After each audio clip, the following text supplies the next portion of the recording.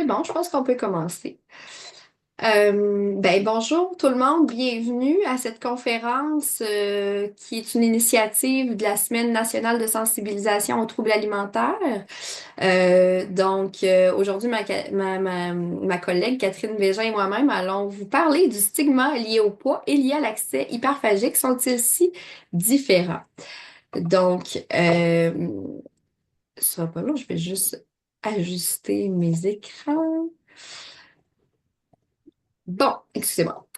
Donc voilà, tout d'abord, je vous présente ma collègue Catherine Bégin, qui est professeure à l'école de psychologie de l'Université Laval. Elle est également chercheuse au Centre Nutrition Santé Société, donc le Centre Nutris, et directrice du Centre d'expertise poids, image et alimentation, qui a une clinique, comme vous savez peut-être, là, qui regroupe différents professionnels de la santé autour vraiment donc de la question des troubles alimentaires, mais aussi de toutes les problématiques connexes là, qui entourent le poids, l'image et l'alimentation, bien sûr.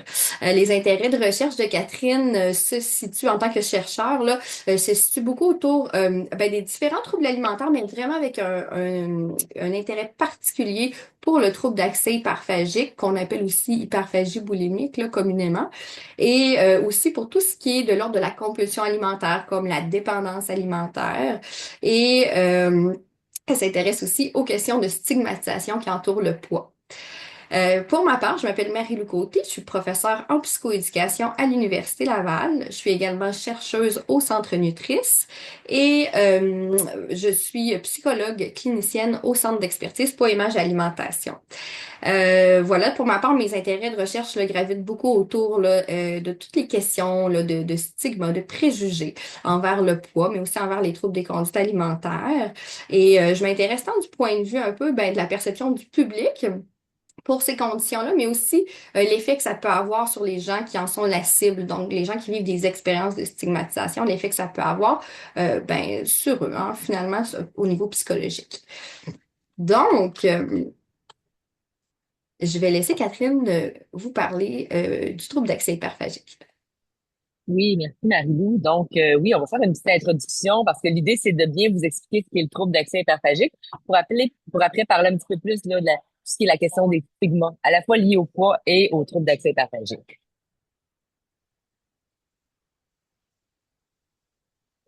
Alors, quand on parle d'alimentation, hein, vous n'êtes pas sans le savoir, on fait référence au rapport à la nourriture. Puis, ce qu'on sait aussi, c'est que tous les gens hein, vont avoir un certain rapport à la nourriture. C'est-à-dire qu'on est tous conviés, on est tous soumis hein, à devoir manger la plupart du temps 3 fois par jour. Puis à ça, on ajoute des collations. Ce qui fait que ce rapport-là, on en a tous un. Et pour certaines personnes, ça se fait de façon assez facile, tu sais, de manger sans trop de questions, sans trop de préoccupations. Puis ces gens-là, on va les voir autour de l'alimentation qui est plus saine, c'est-à-dire un rapport qui est pas rigide, qui est pas contraint. Il y a des gens qui sont capables de manger vraiment en fonction de leurs signaux de faim et de satiété. Et donc, qu'il n'y a pas de détresse associée là, aux décisions alimentaires ou même au fait de manger. Ça fait partie d'une partie de la population, mais c'est vraiment pas tout le monde. Puis ensuite, à l'autre bout du continuum, il y a vraiment les troubles alimentaires dans lesquels on va retrouver le trouble d'accès hyperphagique. Et, et donc, on va parler aujourd'hui. Donc, on est vraiment plus dans des perturbations de l'alimentation ou du comportement alimentaire qui va amener là, ce qu'on appelle un mode de consommation qui est plutôt pathologique, puis une absorption de nourriture qui peut être délétère pour la santé et le fonctionnement social. Et entre ces deux continuums-là, on a toute une gamme de gens qui, sans avoir une alimentation qui est saine, sans avoir aucune difficulté au niveau alimentaire, vont se retrouver quand même avec des préoccupations, que ce soit au niveau de l'alimentation ou de l'image corporelle, et de la détresse autour de ça. Donc, être préoccupé, c'est d'être un peu constamment pris avec des questionnements autour de la nourriture. Ça peut même aller vers des comportements plus actifs de diète à répétition. Donc, même si aujourd'hui, on parle vraiment plus d'un trouble alimentaire, du trouble d'assiette hyperphagique, il faut savoir qu'il y a des gens sur tout ce continuum-là qui peuvent ressentir de la détresse ou en tout cas des besoins particuliers pour mieux gérer ce rapport-là à la nourriture et au corps.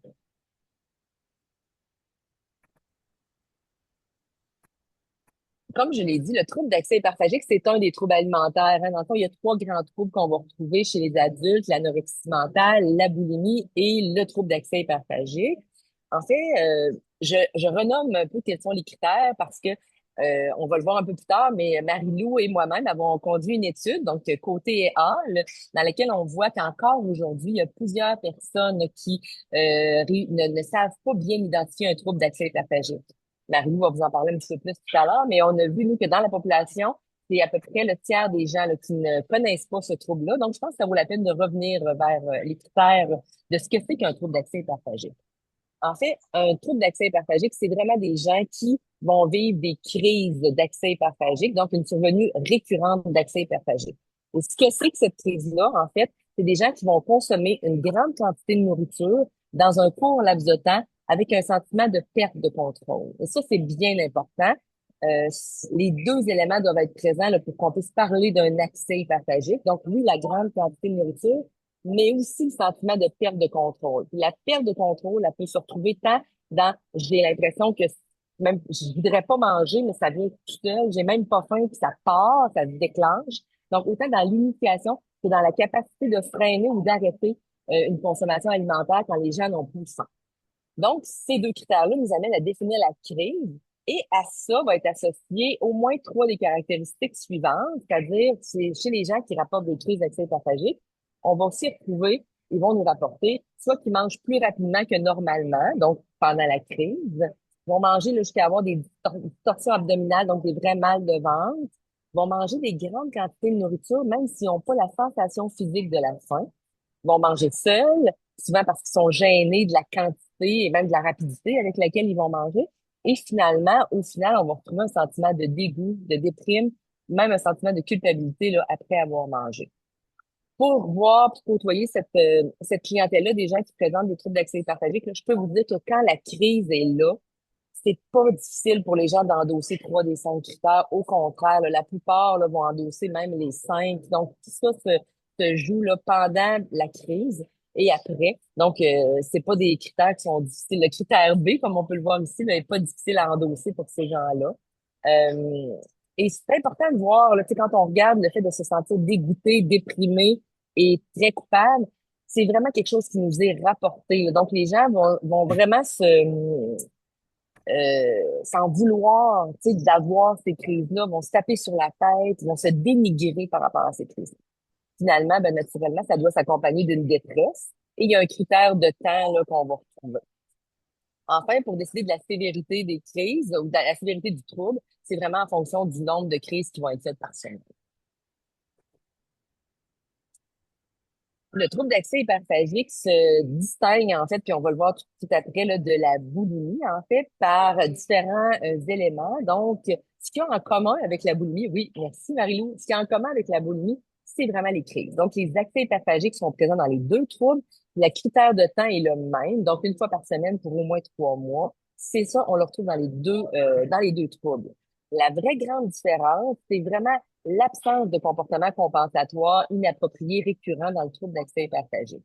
Et quand on parle de comportement compensatoire inapproprié, on parle de vomissement, exercice excessif, utilisation de laxatifs. Donc ça, les gens qui présentent des crises de boulimie vont avoir recours à ces comportements-là, mais pas ceux qui ont un TAH. Et il y a vraiment aussi une détresse autour des accès hyperphagiques qu'on voit là, dans la réalité clinique, en fait, c'est que ces gens-là, même si on va s'entendre là, que pour la boulimie, les comportements compensatoires peuvent être vraiment dommageables, tant d'un point de vue psychologique que physique, il reste que pour ceux qui ont vraiment le trouble d'accès hyperphagique, plus souffrant, c'est qu'ils ont l'impression de ne pas expier la faute, hein, qu'on va retrouver beaucoup plus dans la boulimie. Donc, eux, ils restent avec le sentiment d'avoir commis une faute, ils restent pris avec autant physiquement que psychologiquement. D'où l'espèce de sentiment de haine envers eux-mêmes, sentiment aussi ben, de douleur physique. Donc, ça, c'est une des grosses distinctions. Et c'est pour ça aussi qu'on va parler de détresse marquée autour des crises. Comme je l'ai dit, la boulimie, eux, ils ont cette exutoire-là de comportement compensatoire, même si ça vient avec plein d'autres conséquences dont je n'entrerai pas dans les détails aujourd'hui. Et ce qu'il faut savoir aussi, c'est qu'au niveau de la boulimie, un autre des différences, c'est que il y a vraiment le poids est vraiment la silhouette et le poids sont vraiment très importants. Donc, il y a une auto-évaluation excessive là, qui va venir influencer là, leur façon de se percevoir. qu'on va retrouver un petit peu moins dans le TH. Ça veut pas dire qu'ils ne sont pas soucieux de leur apparence, mais on va être moins dans des enjeux de vouloir de revenir vers un corps très mince, avoir une silhouette là, qui va vraiment répondre aux standards. On est moins dans ces enjeux-là.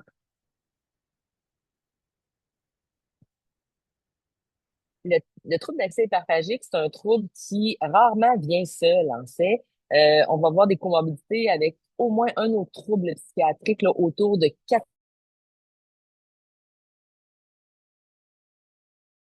80% isolé. C'est pas un petit trouble là, autour du comportement alimentaire puis de la crise du soir. Là, on va vraiment le voir. Là. Il s'enchaîne avec plusieurs autres troubles. Il va même avoir une comorbidité jusqu'à 50% avec trois autres troubles. Nos troubles les plus fréquents, les troubles anxieux, les troubles de l'humeur, donc tout ce qui est affectif, donc tout ce qui est anxiété, mais aussi humeur, sentiments dépressifs, affect négatif, les troubles du contrôle des impulsions, hein, parce qu'on comprend que ça s'inscrit un peu dans une difficulté à contrôler des impulsions, donc des impulsions alimentaires. Le trouble de l'usage des substances, alcool, drogue, c'est quelque chose qu'on va voir aussi en comorbidité. Et enfin, le trouble de déficit de l'attention, que ce soit avec ou sans hyperactivité. Donc ça, c'est des troubles qu'on va retrouver fréquemment avec un trouble d'accès hyperphagique.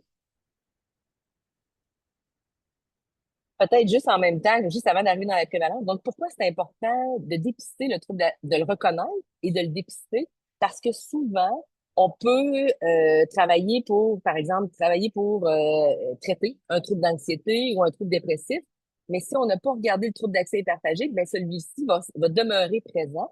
Puis à l'inverse, si on est capable de diagnostiquer un trouble d'accès hyperphagique, il est pas rare qu'on va pouvoir ensuite de ça dans notre évaluation voir qu'il y a d'autres troubles qui viennent s'harmoniser ou se coltailler ou être, en tout cas, se présenter avec le trouble d'accès partagé. Donc, c'est important de le voir. C'est un trouble de santé mentale qui vraiment là est comorbide avec plusieurs autres troubles.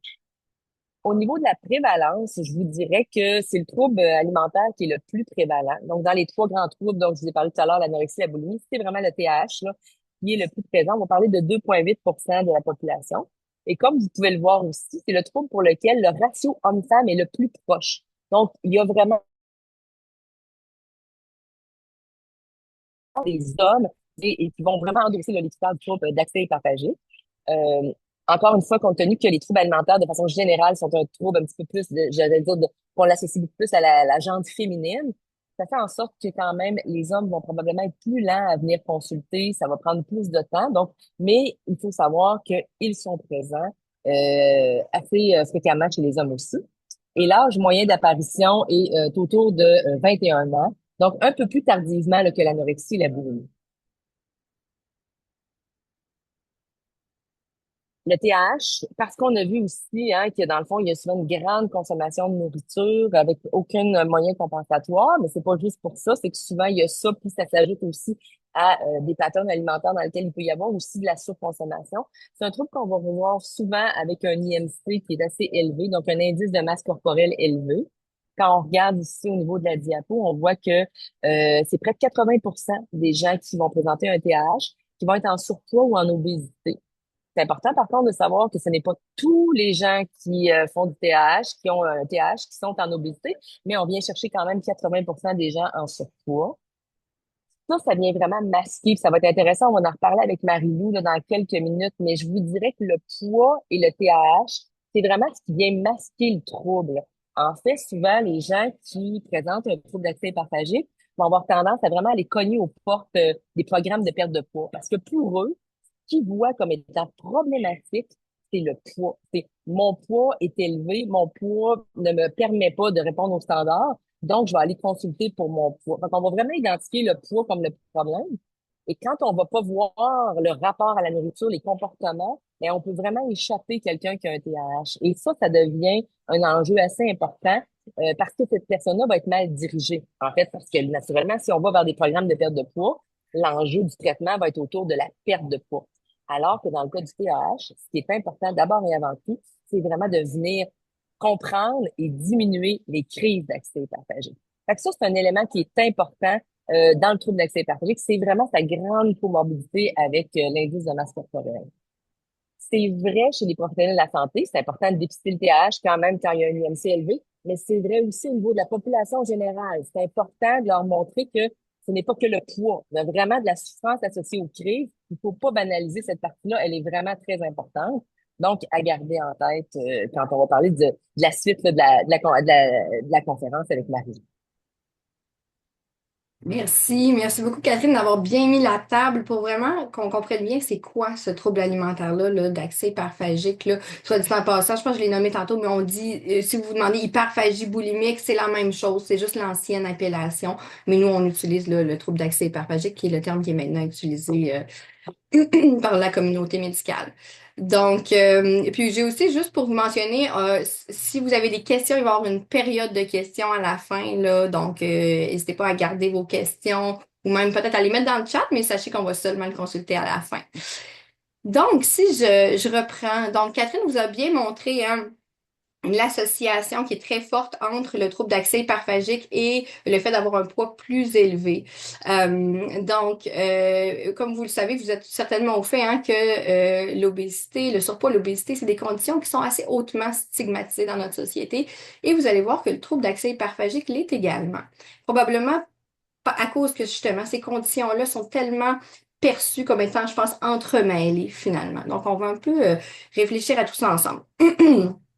Mais d'abord, juste pour vous expliquer, de façon générale, les troubles des conduites alimentaires sont des troubles qui sont, comment dire, qui sont très associés au fait d'avoir vécu des expériences de stigma. On estime que pour les personnes qui souffrent de troubles alimentaires, il y aurait de 2 à 3 fois plus de risques d'avoir été intimidés par rapport à leur poids ou par rapport à leur apparence physique avant la survenue du trouble. Donc, on sait que c'est un facteur qui est contributif. Hein? Potentiellement au développement des troubles alimentaires. Puis ce lien-là, il serait encore plus fort là, pour le trouble d'accès hyperphagique. Euh,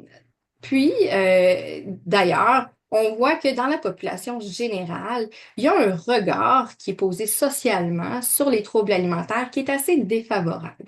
Il y a une étude qui vient tout juste de sortir, là, il y a à peine 2 semaines, là, où ils ont comparé finalement le niveau de préjugés que les gens entretiennent envers les différents troubles alimentaires et ils les ont comparés avec un trouble très commun qui est la dépression pour situer un petit peu où on en est avec les préjugés. C'est dans une population générale australienne, soit dit en passant. Ils se sont rendus compte tout d'abord que les 3 troubles alimentaires principaux, anorexie, boulimie, troubles d'accès hyperphagique, étaient significativement plus, comment dire, stigmatisés. Il y avait plus de préjugés que pour la dépression.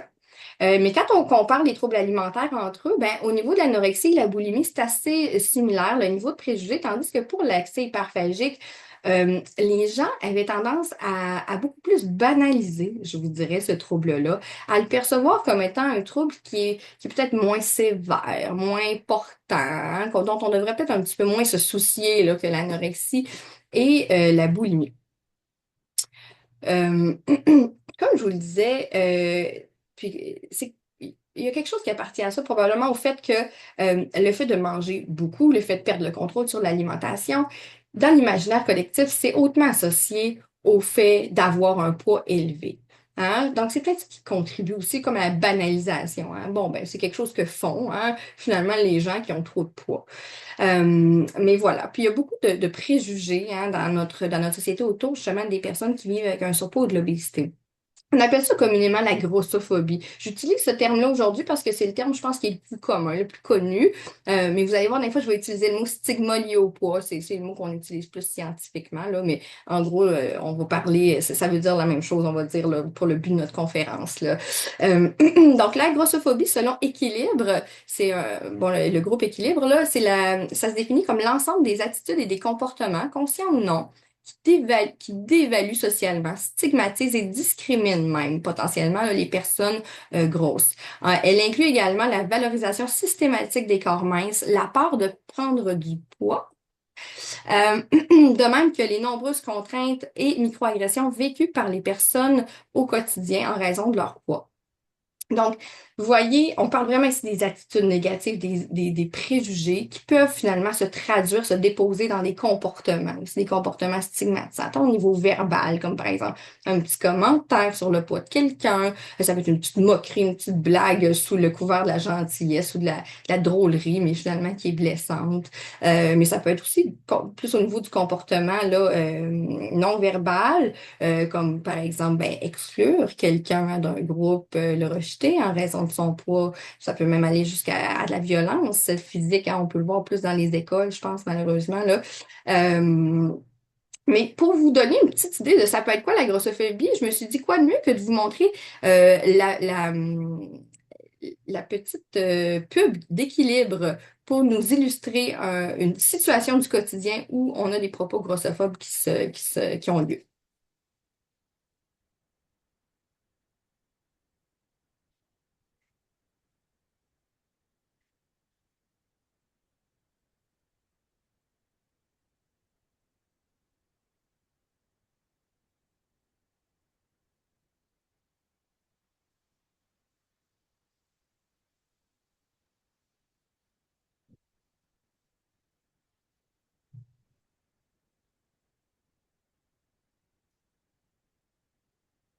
Et voilà.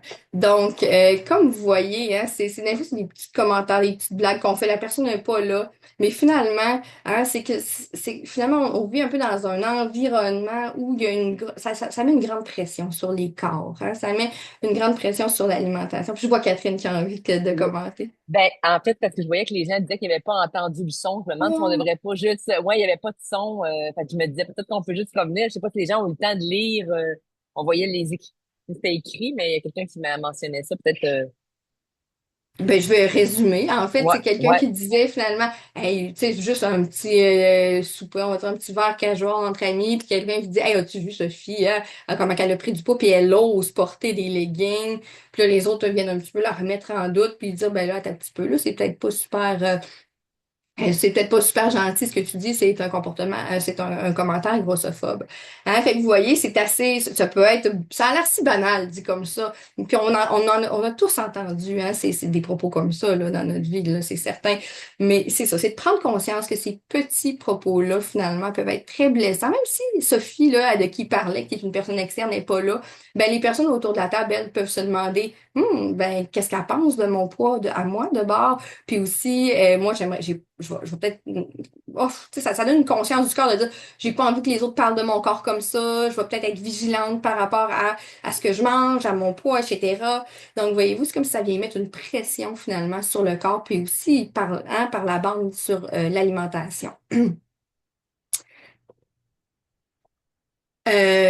Et bon, ben, on n'y échappe pas, hein. Ces préjugés-là, la grossophobie, c'est un peu partout. Hein. Il y a ici, c'est une infographie que je vais vous montrer qui a été faite par Obésité Canada pour montrer à quel point c'est présent dans tous les contextes de nos vies. Hein. À l'école primaire, les enfants avec de l'obésité auraient un risque de 63% plus élevé d'être intimidés. Euh, ça vous étonne probablement aucunement, là, puisqu'on a tous été témoins, je pense, dans notre pop jeunesse là, d'enfants là, qui ont été la cible de moqueries en raison de leur poids. D'ailleurs, je pense que c'est la cause numéro un là, de l'intimidation. C'est la cible numéro un d'intimidation là, dans nos écoles. Peut-être qu'à l'âge adulte, on pourrait penser que les gens ont maturé, que les adultes, ça se passe moins chez les adultes, mais il y a 54% des adultes avec de l'obésité qui disent être stigmatisés par des collègues de travail. Hein. Ça peut être des petites blagues, des petites moqueries ou juste des fois des refus de travailler avec eux, etc. Et même dans les soins de santé, il y a 64% des adultes avec de l'obésité qui disent avoir souffert de préjugés liés au poids de la part d'un professionnel de la santé. Ça peut être toutes sortes de choses. Quelque chose qui est beaucoup rapporté, je vous dirais, par les personnes qui ont un poids élevé, c'est de dire, ben, tout est ramené à mon poids dans ma relation avec mon médecin. J'arrive pour une sinusite, puis c'est pas long qu'on finit par reparler du fait que j'ai un peu trop de poids, puis probablement si je maigrissais, ben, ça m'aiderait en général. Donc, de sentir que le médecin est tout le temps un peu finalement porte un jugement. Hein. Puis je dis les médecins, mais c'est les différents professionnels de la santé. Et au-delà de ces contextes précis-là, je vous dirais que tout autour de nous, dans les médias, c'est très présent aussi. On estime qu'il y a à peu près 72% des images puis 77% des vidéos qui mettent en scène, là, qui illustrent des corps de poids élevé là, qui seraient stigmatisantes pour les personnes avec de l'obésité. Juste pour vous donner une idée, là, hein, vous avez certainement déjà vu ça, un article dans le journal qui parle d'obésité, là, et la photo qui est choisie pour représenter l'article, c'est par exemple une mère avec son enfant de dos, hein, qui ont de l'obésité, ils sont de dos, ils ont la tête comme croppé, si vous me permettez, le rogner, là, hein, c'est un peu déshumanisant finalement comme image, là. Je pense pas qu'on représenterait d'autres conditions avec une image aussi dévaluante, là, finalement. Donc, comme vous voyez, c'est un peu partout finalement qu'on a ces préjugés-là par rapport au poids. Mais si on se demande, OK, mais c'est quoi concrètement? C'est quoi les stéréotypes? C'est quoi les idées fausses qui sont véhiculées à l'égard des personnes là, qui vivent avec un poids élevé ou de l'obésité? Ben, probablement qu'il y a des choses déjà qui vous montent en tête. Vous avez une idée de socialement comment on se représente l'obésité, mais pour vous donner un peu qu'est-ce qui a été documenté, on pense que ces personnes-là seraient, par exemple, plus négligentes, qu'elles seraient plus paresseuses, inactives, qu'elles manquent de volonté, qu'elles se suralimentent, qu'elles seraient moins intelligentes, n'auraient pas vraiment de succès en général dans la vie, qu'elles manqueraient d'autodiscipline et d'autocontrôle également. Donc, vous voyez vraiment toute cette notion-là, hein, qui se ramène beaucoup à l'idée de, ben, c'est un peu finalement cette condition, dans cette condition-là par leur faute. Parce que finalement, s'ils avaient plus de volonté, de contrôle de soi, etc., ben, ils pourraient se sortir, entre guillemets, de cette condition. Si maintenant on revient au trouble d'accès hyperphagique, je vous ai dit que c'est une condition qui était hautement stigmatisée.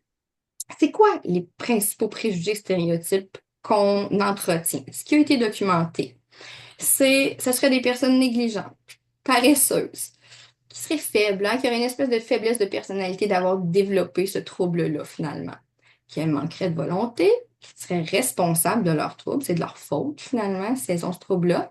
Elles manquent d'autocontrôle et de discipline.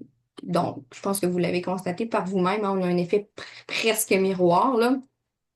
C'est des préjugés qui sont extrêmement similaires et qui repose vraiment là, sur cette notion de contrôle, de dire que on est tous capables finalement de gérer, entre guillemets, nos comportements alimentaires, de gérer donc notre poids.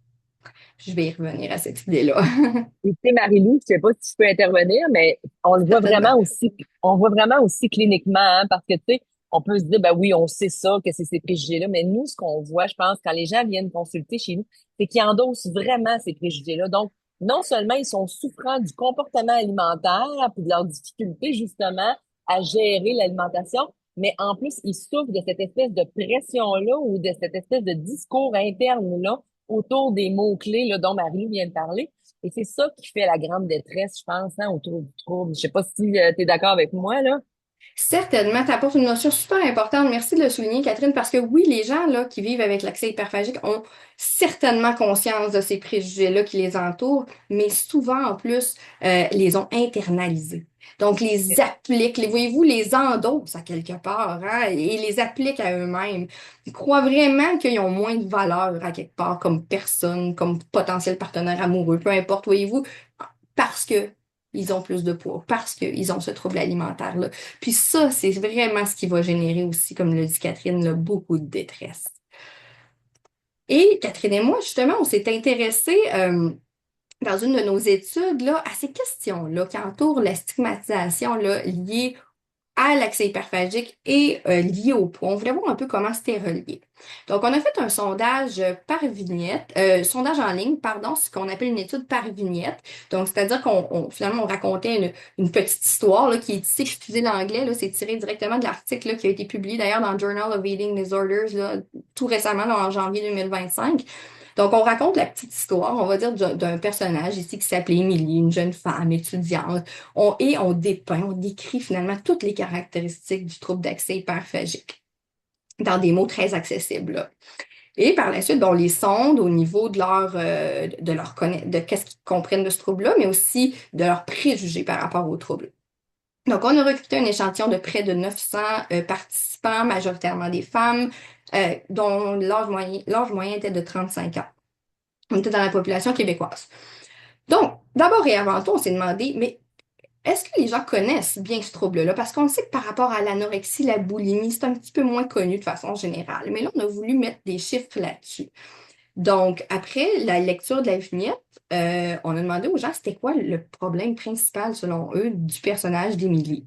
Et on avait des choix de réponse, incluant bien sûr le trouble d'accès hyperphagique, d'autres troubles alimentaires, mais aussi toutes sortes d'autres problèmes. Il y a seulement, j'ai envie de dire seulement 33%, donc le tiers des gens, des répondants qui ont reconnu le trouble d'accès hyperphagique. Donc ça veut dire que les deux tiers des gens qui n'ont pas capté finalement que c'était un trouble, que c'était ce trouble-là. Puis les réponses qui étaient les plus souvent endossées, c'était beaucoup de la boulimie qui était confondue évidemment, mais il y avait aussi vraiment la notion de dire ah ben c'est un problème de solitude, elle vit seulement de la solitude ou c'est un problème d'estime de soi, de confiance en soi. Donc, voyez-vous, ça vient vraiment ramener, quand je vous parlais tantôt de la banalisation un petit peu de ce trouble-là, hein, de penser que finalement, ben, c'est juste un problème un petit peu qu'elle file pas en ce moment, alors qu'on parle d'un trouble de santé mentale qui est important, hein. Euh, Puis quand on s'intéresse plus spécifiquement à c'est qui les gens, qu'est-ce qui fait comment ils se distinguent les gens qui ont reconnu le trouble? Ben, c'était des gens qui étaient plus jeunes, qui avaient un niveau d'éducation plus élevé, qui étaient plus familiers avec le trouble, c'est-à-dire que bon, il y avait par exemple déjà eu un contact quelconque avec le trouble via soit un documentaire à la télé ou un collègue de travail qui présentait le trouble. Et également, ben, on voyait vraiment une association avec le fait de porter moins de préjugés, qui étaient moins, il y avait des attitudes qui étaient, comment dire, moins défavorables là, envers le trouble d'accès hyperphagique, ce qui est assez logique. Car quand on comprend, on connaît une condition de santé mentale, ben, on a tendance souvent à être moins stigmatisant, là, à avoir moins des préjugés à l'égard de ce trouble-là. Ensuite de ça, ben c'est ça. On s'est intéressé à savoir c'est quoi les caractéristiques qui viennent, qui sont associées plus spécifiquement maintenant aux préjugés. Parce qu'après, à la vignette, après avoir demandé c'était quoi, ben on a débriefé, en guillemets, là, les gens pour leur expliquer, ben, est-ce que vous avez vu, c'est un trouble d'accès hyperphagique, voici c'est quoi en gros ce trouble-là. Et là, on leur a posé des questions sur les préjugés qu'ils pouvaient entretenir envers ces personnes qui auraient ce trouble-là. Donc, les variables qui étaient vraiment les plus hautement associées au fait de porter des préjugés envers le trouble d'accès hyperphagique, c'était les préjugés liés au poids. Donc, plus spécifiquement, toutes les attitudes là, qui entourent le fait de penser là, que le poids, c'est une question de contrôle, c'est une question de volonté, hein. Puis aussi, tout ce qui est plus je dirais, l'antipathie, le dégoût envers l'obésité, le fait de ne pas avoir envie d'être ami avec des personnes qui ont un poids plus élevé, de penser qu'elles sont moins intelligentes, etc. Bref, tous les préjugés autour de l'obésité étaient hautement associé au fait d'avoir des préjugés envers le trouble d'accès hyperphagique et aussi dans une moindre mesure, mais quand même, le fait d'être plus âgé et le genre masculin étaient associés à des niveaux plus élevés de stigma, de préjugés pour le TH. Mais c'est important de mentionner que on avait un échantillon qui était très hautement féminin. C'est presque toutes des femmes, là, donc ça serait peut-être à reproduire ce résultat-là quand même là, pour s'assurer là, de cela. Donc, c'est ça, hein. Comme vous voyez, là, finalement, si quelqu'un qui porte hein, une stigmatisation, comment dire, qui porte des préjugés pour le trouble alimentaire d'accès hyperphagique est très à risque de porter aussi des préjugés envers l'obésité. Puis c'est probablement parce que c'est comme je vous le disais, sont tellement liés, hein, finalement, ces préjugés-là. Je pense qu'on l'a bien vu tantôt. Hein, puis excusez-moi, je vais juste ajuster mon. Euh, Puis en fait, c'est ça, les messages qu'on reçoit dans notre société depuis tellement longtemps viennent nous lier directement le poids à la surconsommation alimentaire. Hein. C'est comme un lien direct qui est fait, hein. Puis dans l'imaginaire collectif, c'est comme si c'est devenu si ben tu as un corps qui est plus gros, puis si tu portes plus de poids, c'est nécessairement parce que tu manges trop. Je le mets en gros guillemets, hein, bien sûr. Et si tu manges trop, ben tu vas finir par prendre du poids puis devenir gros. C'est vraiment cette idée, excusez la façon de le dire, mais c'est cette idée hein, qui est vraiment bien enracinée, je pense, euh, dans nos façons, dans l'imaginaire collectif. Puis regardez, ça, c'est une petite photo de quelque chose que j'ai pris dans un magasin près de chez moi, juste pour vous montrer à quel point c'est partout. Hein? C'est quelque chose, je pense, qui va sur une porte, là, en fait, je sais pas trop. Là. J'ai besoin de distanciation sociale avec mon frigo pour aplatir ma courbe. Donc, hein, on voit vraiment qu'on vient, c'est ça, aller ici, comment je mange, tout de suite, ça va avoir, je devrais me préoccuper de ce que je mange si je veux contrôler mon poids. Et ici, on a ça, c'est quelque chose, c'est un item qui est en vente sur je sais pas quel site, là, c'est une collègue qui m'a envoyé ça, qui était sidérée, qui insinue cette assiette que vous pourriez acheter, là, insinue que finalement, si vous voulez porter des skinny jeans, donc des jeans très étroits, vous devriez manger des petites quantités de nourriture. Si vous voulez porter vos jeans favoris, ben là, vous pouvez manger de façon modérée. Mais si vous mangez beaucoup, ben là, vous allez être pris pour porter des mom jeans, donc des jeans plus amples. Hein? Puis ça, là, on y en a partout de ces exemples-là, hein, qui viennent carrément nous mettre une pression, nous dire attention à ce que tu manges parce que ça va se refléter sur la balance plus tard. Puis, je pense que quelque chose, Catherine, as-tu envie, je te vois hocher de la tête. Eh non, c'est plus parce que ça avait coupé. Fait que là, j'étais comme un peu, mais oui, mais écoute, c'est sûr que si tu me lances la balle, je vais commenter, tu sais. C'est tous ces éléments-là, je trouve, hein, qui sont insidieux, mais mon Dieu, que je pense que c'est ce qui fait que même si on travaille beaucoup pour faire valoir la diversité corporelle, c'est quand même des mouvements, mais tous ces messages-là qui sont pas très insidieux, mais qui sont assez frappants, mais qui sont encore un peu partout, c'est ça qui fait, je pense, qu'on n'est pas capable de contrer le mouvement, puis d'aller à l'encontre, justement, même si on met bien des efforts pour parler de diversité corporelle, on se fait rattraper par ce genre d'image-là, je trouve. Tout à fait, qu'on retrouve un peu partout autour de nous, puis on vient, Vraiment. on les remarque pas nécessairement, mais notre esprit, on les lit, puis je pense qu'inconsciemment, ça nourrit quelque chose à l'intérieur. Puis je pense qu'il y a quelque chose qui a beaucoup contribué à cette association-là intime là, qui a été faite là, avec le poids, l'alimentation.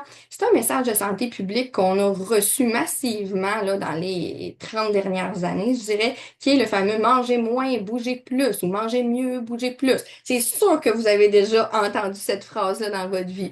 Bon, je pense que à l'époque, dans les débuts des années 2000, beaucoup là, les gens, les instances qui mettaient ça de l'avant avaient des bonnes volontés, là, vraiment des bonnes intentions de vouloir amener, améliorer la santé des populations. Mais je pense que ça a vraiment eu un effet peut-être pervers ou insidieux, là, de venir vraiment nous amener à penser puis à croire qu'on a un contrôle, que si on veut, on peut, là, que si on veut maigrir, c'est tout à fait possible, qu'on peut contrôler parfaitement notre poids, puis qu'on contrôle qu'est-ce qui rentre dans notre assiette tant en termes de type d'aliments, de quantité, alors qu'en réalité, c'est beaucoup plus complexe que ça. Puis je ne vais pas vous faire peur avec mon image. Désolé, inquiétez-vous pas, c'est normal que vous ne puissiez pas lire chacun des petits facteurs, des petits carrés rectangles, OK? Ce qui est simplement important que vous sachiez, c'est qu'au centre de tout ça, c'est la balance énergétique, OK? Ça veut dire c'est la façon, c'est la régulation du poids corporel. Quand je vous dis c'est plus compliqué que ça, c'est que manger moins, bouger plus, c'est que la régulation de notre poids corporel, c'est multifactoriel, hein. Les déterminants, ils sont multiples. Cette image-là, c'est ça qu'elle représente finalement. Donc, au centre de la balance énergétique et tout autour, c'est tous les facteurs qui ont été testés, qui ont été montrés comme ayant un impact significatif sur la régulation de notre poids. Pour vous aider à vous y retrouver un petit peu, là, j'ai mis ici des grands types, on va dire, là, les clusters, qu'on appelle là, pour un petit peu regrouper les grands types de facteurs. Donc, évidemment que la consommation alimentaire, l'activité physique, c'est des facteurs qui sont importants. On nie pas ça, là, hein? Ça a un lien, bien sûr. Mais ce que je veux surtout vous amener à souligner ici, c'est qu'il y a d'autres facteurs qui sont beaucoup moins sous le contrôle de l'individu, comme les facteurs, les influences sociales, hein? On l'a nommé un petit peu, là, tout ce qui est justement les commentaires qu'on peut recevoir, mais aussi les pressions sociales à la minceur. Puis il y a aussi tout ce qui est l'environnement autour de nous, un environnement où on a accès hyper facilement à de la nourriture qui est ultra transformée. On a aussi beaucoup de facilité, je dirais, qui nous amène à la sédentarité. Et de façon importante, il y a les facteurs biologiques, qui incluent notamment tous les facteurs d'ordre génétique. Vous savez, on dit, selon les études, il y aurait de 40 à 70 de notre indice de masse corporelle, là, donc de notre poids, là, si on veut, notre format, là, qui serait explicable, qui serait dû à des facteurs d'ordre génétique. Donc, vous comprenez que dans ce contexte-là, moi, je trouve ça assez injuste, finalement, de dire à des personnes qui ont plus de poids, ben, regarde, t'as juste à manger moins, bouger plus. Attention, c'est beaucoup plus complexe que ça, puis il y a des facteurs qui sont pas sous le contrôle de l'individu. Oui, puis tu sais, Puis, je pense que, tu sais, quand les stigmas viennent des personnes qui génétiquement ont été favorisées, c'est là que ça devient difficile de comprendre parce que pour eux, c'est facile.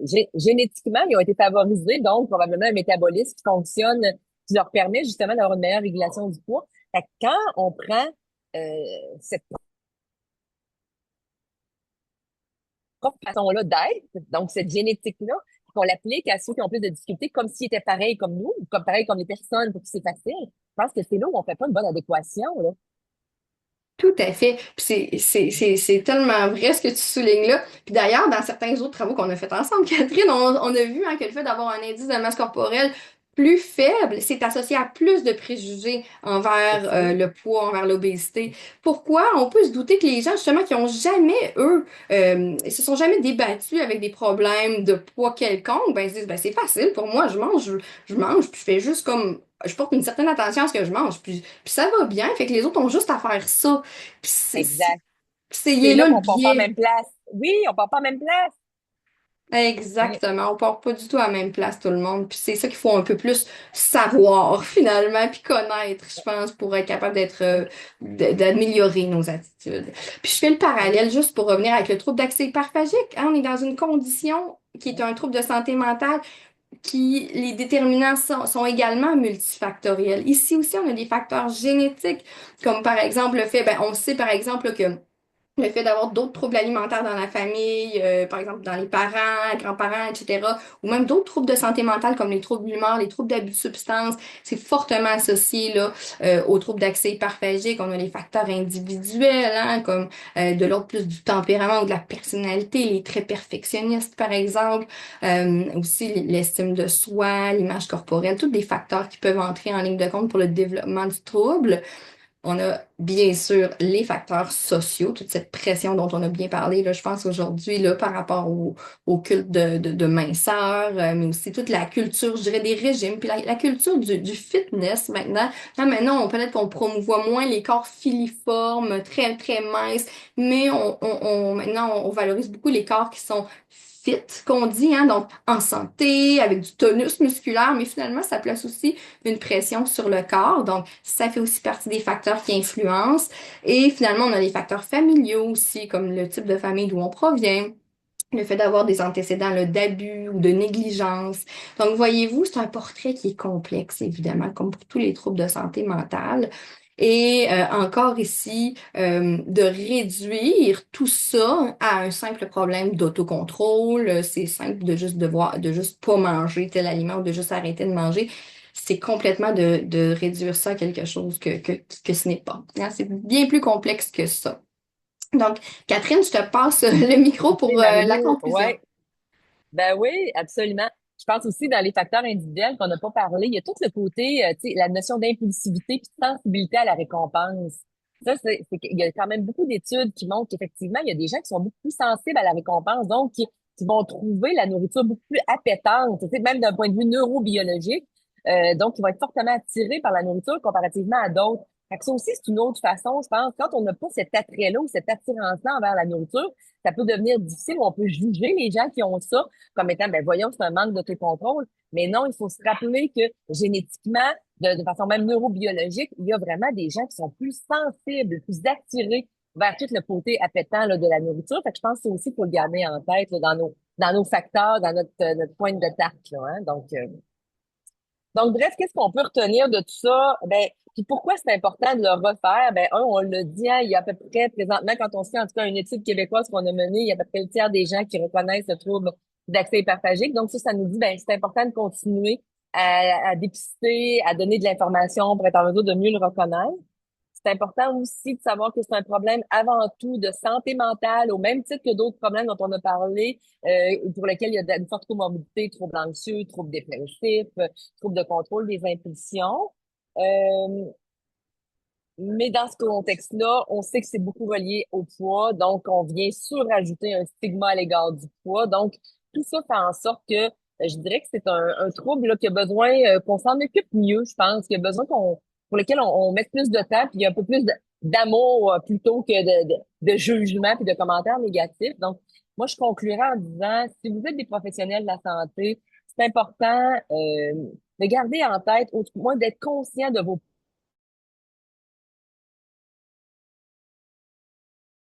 propres préjugés si c'était possible, mais c'est beaucoup d'être conscient des préjugés pour être capable de mieux intervenir. Parce que pour travailler avec la clientèle du trouble d'accès partagé, ces gens-là sont hyper vigilants. Ils ont des antennes. Ils captent le jugement très rapidement parce qu'on l'a dit tout à l'heure, c'est des gens qui ont tendance à juger fortement. Donc, s'il vous plaît, prendre conscience, c'est bien important, de vos propres préjugés pour être capable de mieux intervenir.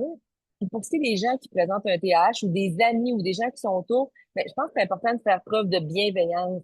Quand on se martèle, tu sais, qu'on manque d'autocontrôle puis qu'on se traite aussi durement, ça aide pas au rétablissement, ça aide pas au fait de mieux se sentir, puis ça amène pas un bien-être psychologique. Donc, d'être bienveillant, de reconnaître la différence, puis la différence est vraie pour les autres, mais est vraie pour vous aussi si c'est ça que vous vivez.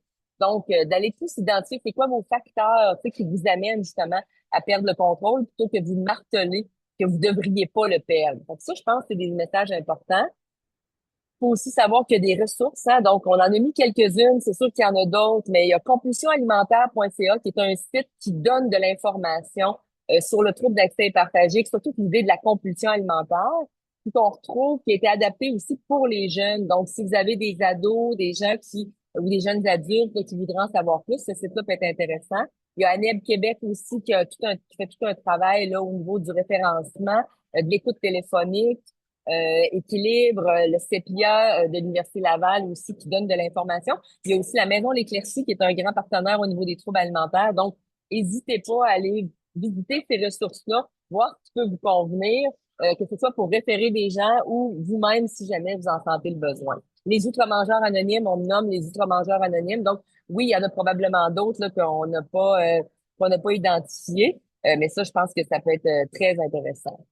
Donc, c'est ce qui conclut notre présentation. C'était important pour Marie-Lou et moi de laisser du temps pour les questions, les échanges. Donc, si vous êtes d'accord, on va faire un petit tour dans le chat. Et si vous avez des questions, on va essayer de vous attraper là, juste à lever la main électroniquement.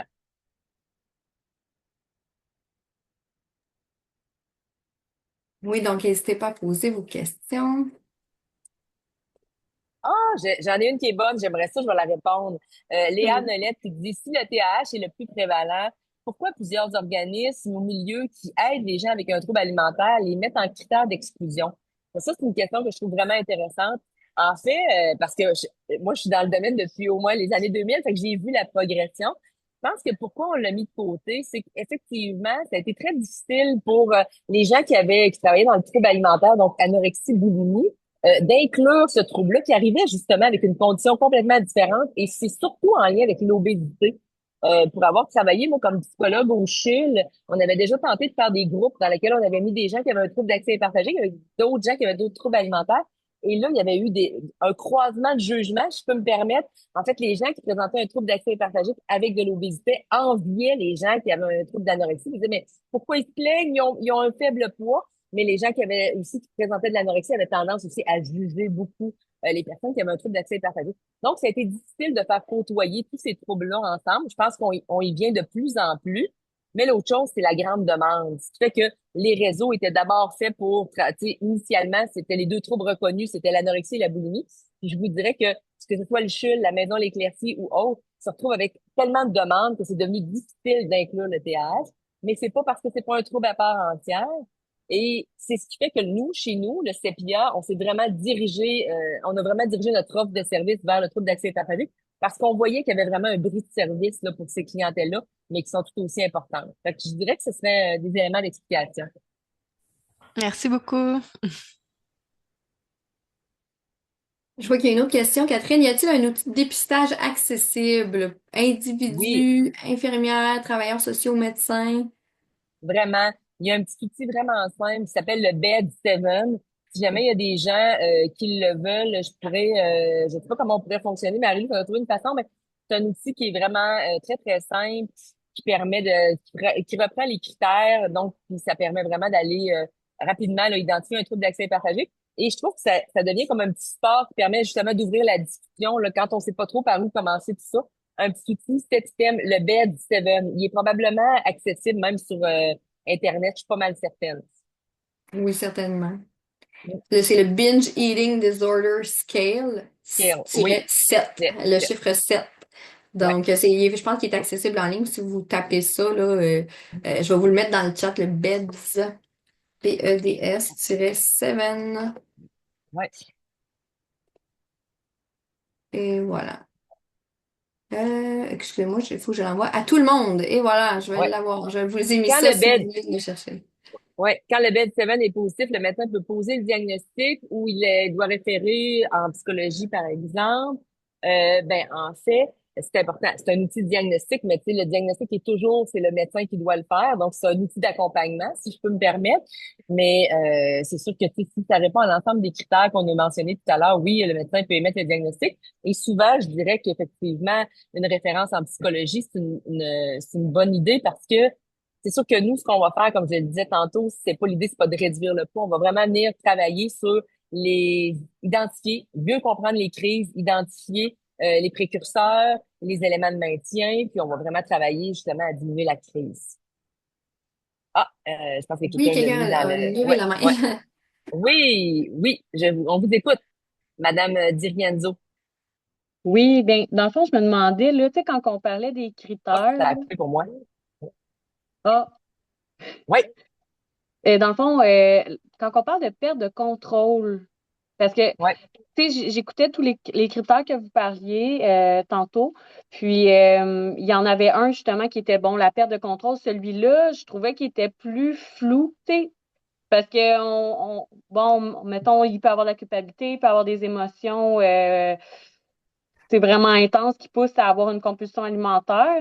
Mais de là à savoir si on a vraiment ce trouble-là, je trouve que c'est quand même difficile d'être comme certain qu'on l'a ou non. Moi, je trouve que le niveau de perte de contrôle, il faut qu'il soit à quel niveau pour que ça corresponde à les critères, mettons. ben, je dirais que la perte de contrôle, quand elle est vraiment présente, elle est vraiment associée à de la détresse. Hein? Fait que c'est vraiment un sentiment que c'est pas vous là, qui pouvez décider à quel moment vous allez arrêter une crise, par OK. exemple. Un exemple qu'on voit en clinique, par exemple, c'est quelqu'un qui va commencer, qui va se dire, bon ben, qui n'est pas nécessairement faim, mais qui va arriver, puis il va commencer par manger du fromage. Puis après ça, elle va se dire, tu sais, finalement, c'est pas satisfaisant, retourne, fais un petit beurré de beurre d'arachide, retourne vers les noix, passe vers le chocolat. Fait que souvent, on va voir une succession d'aliments, mais vraiment avec un sentiment que la personne ne peut pas s'arrêter OK. nécessairement. Ça peut être OK. aussi prendre une grande quantité de un seul aliment, mais vraiment sentir qu'elle n'a plus faim, mais devoir continuer. Les gens vont vraiment rapporter ça comme être sous l'emprise de la nourriture. C'est comme si c'est pas moi qui gère ma prise alimentaire, c'est la prise alimentaire qui OK. me gère. Il est là le sentiment de perte de contrôle. Ce qui est très OK. différent, par exemple, parce que tu sais, des gens qui vont se suralimenter, c'est-à-dire manger plus que leurs besoins, ça existe. Mais des gens qui vont le faire dans un contexte très conscient. Je suis avec des amis, on a du plaisir, on est dans un repas, on mange une raclette. Oups, je le sais que j'ai plus faim, mais c'est bon, j'ai du Mm. plaisir, je vais continuer à manger. Je me sens pas en perte de contrôle. C'est un choix assez conscient que je fais. C'est ça la différence. Euh, je peux te faire une dernière question? Mais, Ouais, OK. Ben, ouais. mettons, à partir du moment que tu sais, tu peux avoir une compulsion alimentaire, admettons, mais bon, tu as peut-être un meilleur contrôle que ce trouble-là, mais que quand même, tu sais, tu vis des émotions de culpabilité, puis tu sais, t'es pas bien avec ton comportement. Tu sais, ça reste que c'est sûr que tu as un trouble à quelque part qu'il faut que tu ailles t'occuper, là. Tu sais, c'est pas banal de se sentir coupable de manger.